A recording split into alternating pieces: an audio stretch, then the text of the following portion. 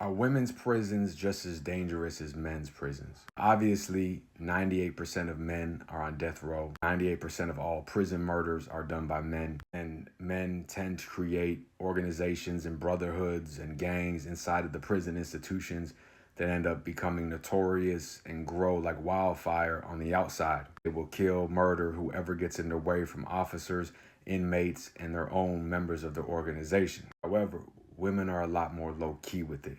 They create a family in there. The corruption that goes on in there is a little different. They mentally destroy other women they don't like in there. Women who hurt children, they will literally poison her food, go to the officer saying she's not eating, only for the officer to threaten them and say, if you don't eat, you're going to go to a suicide unit, knowing she has to eat shitty food. They'll take her feminine and hygiene products. They'll rip them up, put shit in it, all types of nasty blades and glass, and she won't use it, and she'll start smelling. And they'll go to the officers and say, hey, not only is she not eating, here she is being just disgusting. She's not showering, forcing her to shower when they'll throw shit and all types of nasty stuff in there also. Use hygiene products that she knows is tainted, and they mentally wear them down.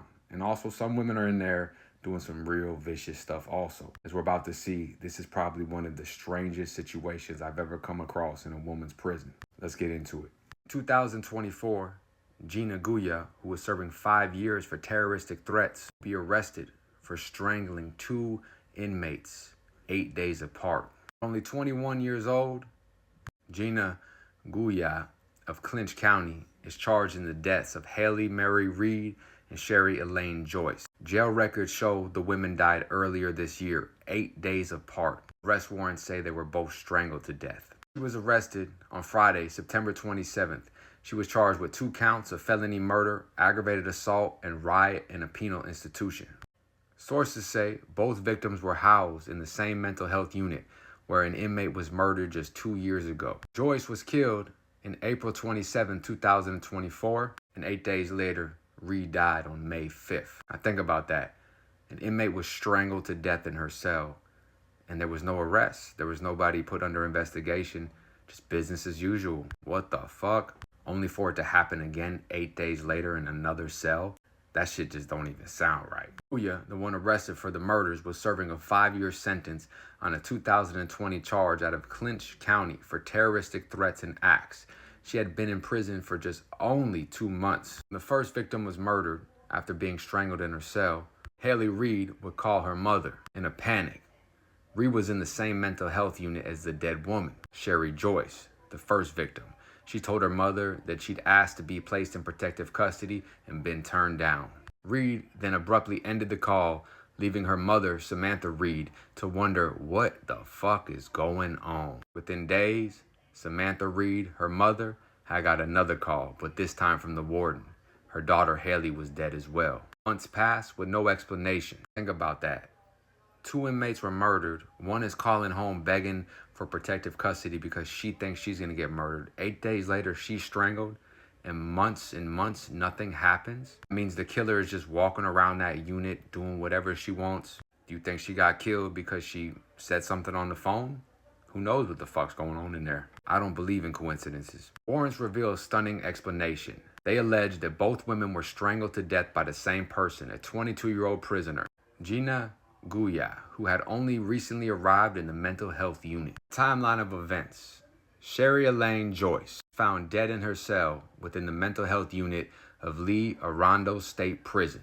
Initial reports indicated that she was strangled to death. On April 28, 2024, following Joyce's death, fellow inmate Haley Marie Reed contacts her mother expressing fear for her safety.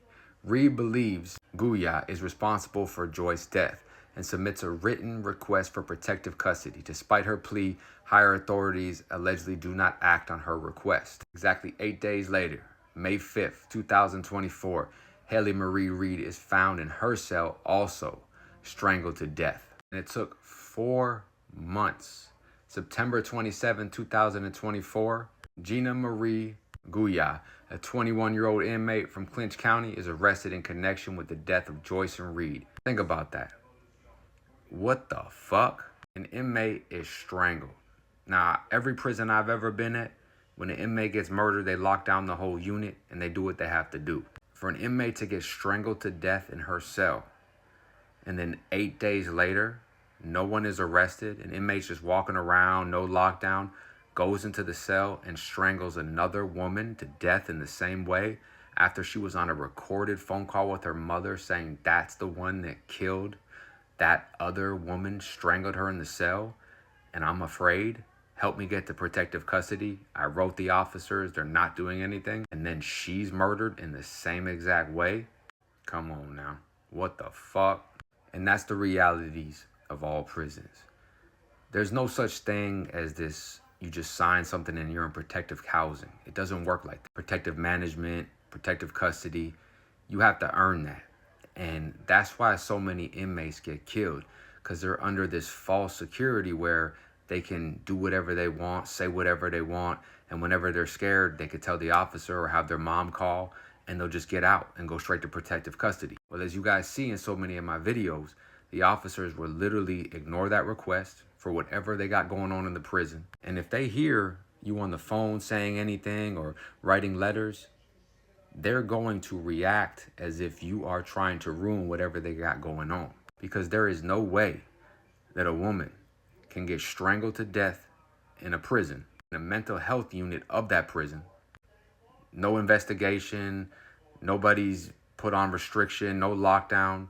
Then 8 days later, someone else gets strangled to death after calling their mother on a recorded phone call. Of all the other people she could have strangled, why was it her? This prison has been known for corruption, drugs, and all types of neglect of inmates, rape, sexual assaults from the officers, inmates getting pregnant. And what I'll see in prison is you'll get a chomo or a sex offender or someone that got caught up gambling or is trying to drop out of a gang, and he'll go up to an officer in Florida for whatever reason and say, hey, look, I need to go to protective custody. The officer will come back out and say, look, he's making this shit fucked up, or talk to whoever he's in business with, and the inmates will murder him right there. Wait a couple days, stab him to death. The people that are making the corruption, the people that are bringing the dope in, the people that are always trying to make things harder, beating inmates to death, you think when you write them a piece of paper saying you're in fear for your life, those are the ones that are going to help you? No, those are the ones that are trying to kill you, starve you, extort you. This is supposed to be in a heavily supervised unit, a mental health unit, is where people are on suicide watch. For an inmate to get into a cell and strangle somebody and do it again 8 days later, and in 4 months without no arrest, she's just walking around the unit, just chilling. You imagine being in that unit as a person, a man or a woman, knowing that this lady strangled someone in the cell, nothing happened. Strangled another person in the cell, nothing happened. She's just hanging out. You know you can't call home and say anything. You can't write letters about it. And that's why so many inmates end up catching life sentences. Because in that situation, I know I can't call home. I can't call anybody. Unfortunately, she might have not understood the system as well. Maybe she was scared and she wanted just to have that comfort of her mother. Who knows? But what I do know is if I think someone's going to kill me, or they're killing people in here and I might be next for whatever reason, I'm going to get them first. And if it costs me a life sentence, then so be it. Because what's worse, protecting yourself and surviving, or having your mom get a call saying you were murdered in prison after just talking to her about the person that's murdering people in prison, and you think you're next. There's only one person you could trust in prison, and that's yourself. You go in there and you want to hurt children, or you want to get caught up in the gangs, the drugs, you want to be a rat, whatever it may be, and you think you're going to be protected, you're going to be extorted, beaten, killed, strangled, humiliated on every single level. It teaches you to be ruthless. And even if you don't want to be a killer, even if you don't want to get revenge or have to take that extra step to let people know, you have to show some type of stand-up, violence, slice them in the face, whatever it may take. Because say you were wrong about the person trying to kill you, okay, and you hit them up first. But say you were right and did nothing. Your mom gets that call, you're on the news, your legacy is dude was killed in prison after calling his mom.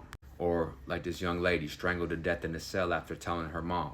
It's vicious no matter where you go. Stay out, stay free, us.